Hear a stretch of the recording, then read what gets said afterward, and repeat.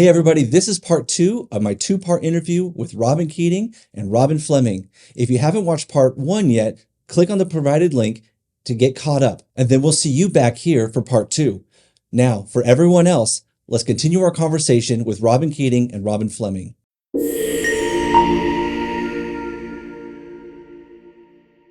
Where does in your mind does the church's responsibility or the church's potential begin to pick up in that conversation? I know that when I'm talking to someone maybe the church is a possible community for them, or I bring up the church in that way, I reflect on my good experience. And this is what my church family did for me. And when I was going through a difficult time, this is how they stepped up. And so that's kind of what I'm thinking would be the part of the church. I can only reflect really on my own experience, and so, which was a really good one. So I'm thinking that churches are going to develop a relationship to the point where if they saw somebody, um, maybe there's a way to make things better for them that they hadn't thought about. You have that relationship, and so it's easier for someone to come alongside for, like in my case, in my situation at that time. I had someone say, "Well, why don't you help me? Why don't you bring your bills and things, and we'll sit down and we'll help you figure out how you're going to manage that." That's what I picture the church doing, real practical things. I'm not able to afford such and such. Well, what can you afford? Well, I have this much saved up. Um, and then maybe the church says, well, we have somebody in our church that knows how to do what you need. Um, those types of things, the networking that can happen in a church, I think of things like that to come out of the church. Yeah.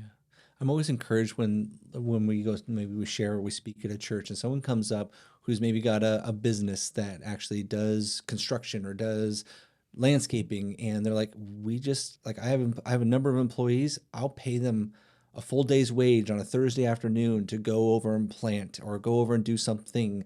And those are so encouraging to me, when individuals in the community, the part of the church that says, I want to invest in this population, or these groups of people.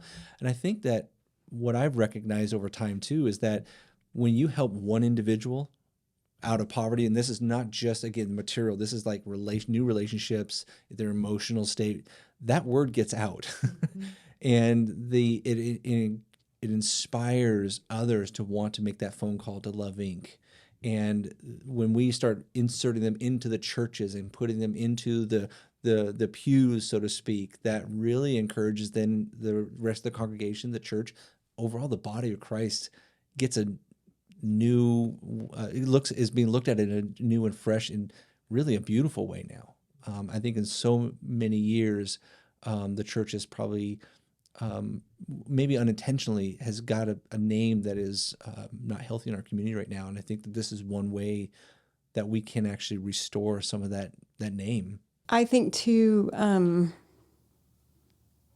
that maybe for a lot of churches, there's been a sense of overwhelm with as poverty, all the kinds of hurt and poverty increase.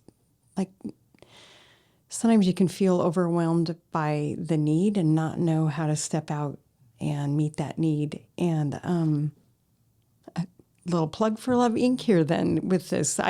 What a great way to kind of have it handed to you on a platter in a way, because people are calling us saying, I have these concerns, I have these needs. And we're facilitating the response to those needs happening.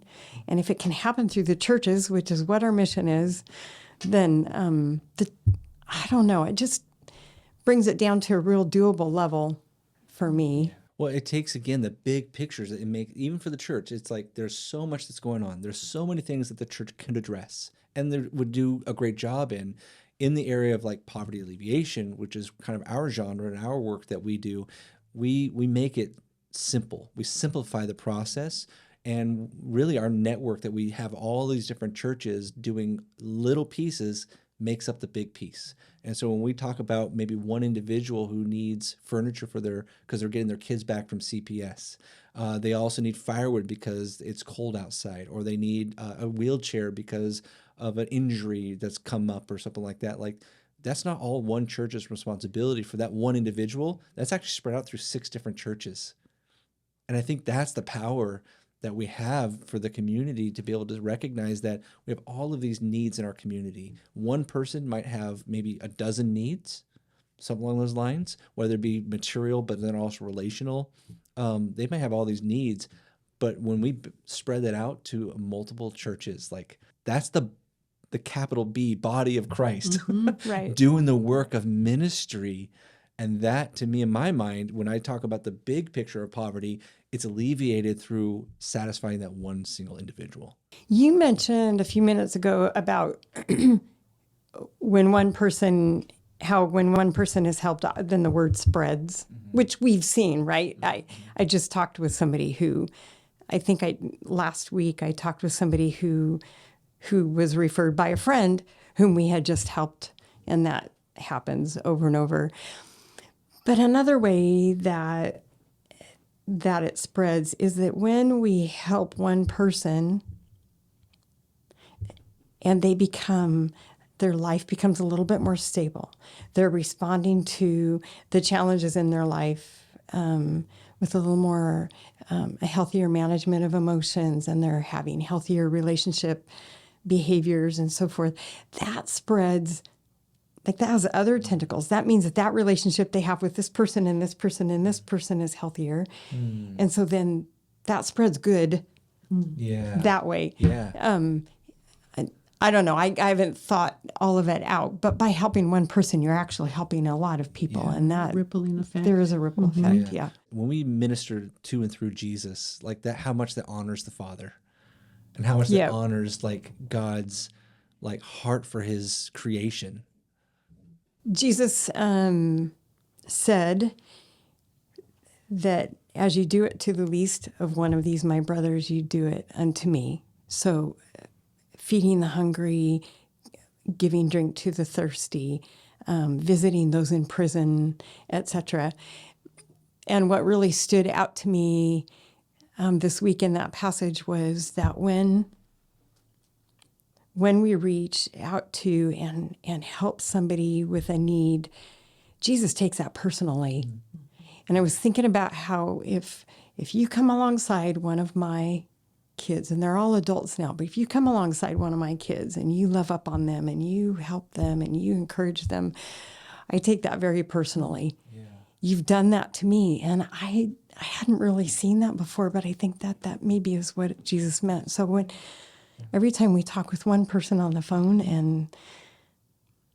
and serve them, Jesus takes that personally. Yeah, I think that's so profound. I'll just be vulnerable here. I think that there's a pastor out there that needs to hear that for his next Sunday message. But I think that there's such profoundness to that when we treat people well, and by that, God is not just honored, but he is getting glory, and he's glorifying in his creation.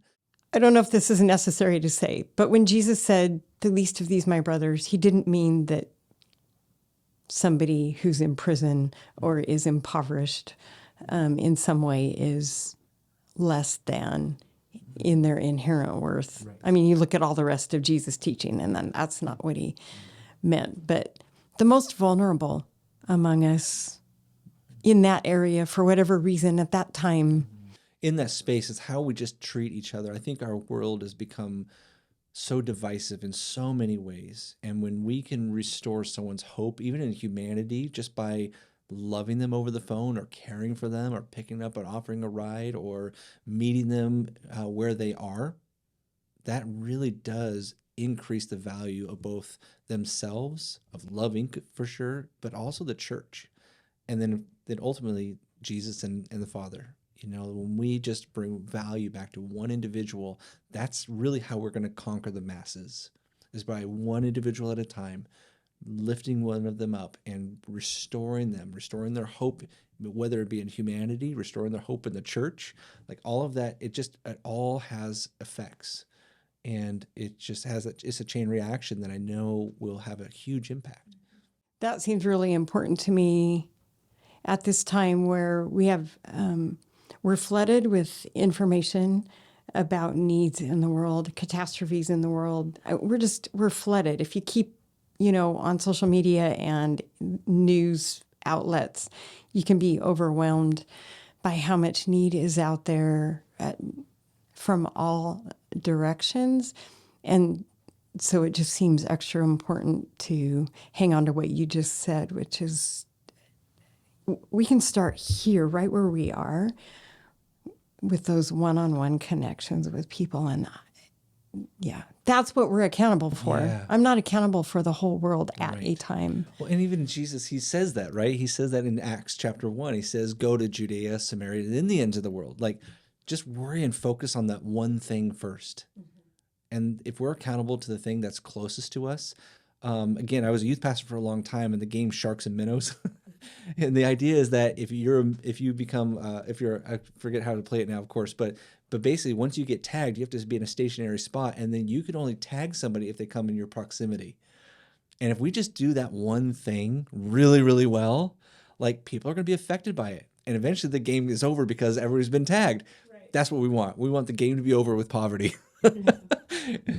Proximity is like a buzzword for me. I have this thought in my mind many times of, for such a time as this, proximity. If I'm driving and I see a need, that's in my proximity, that's came across me, and I don't think it's by accident. If I run into somebody in the grocery store that's in need, same thing, and I apply it to, okay, I'm going to talk to a complete stranger on the phone today, but God knew who I was going to be talking to. And I think with regards to the church, it's the same thing. Okay, so now you are aware of this need. It's in your proximity now. This person, not even just the need, this person is in your proximity. So what's the plan to invest, even if it's a smile? You have no idea what that smile when someone's visiting or you come across them, because you don't know their past experience. So there's so many things that the church can do that are healing and give value.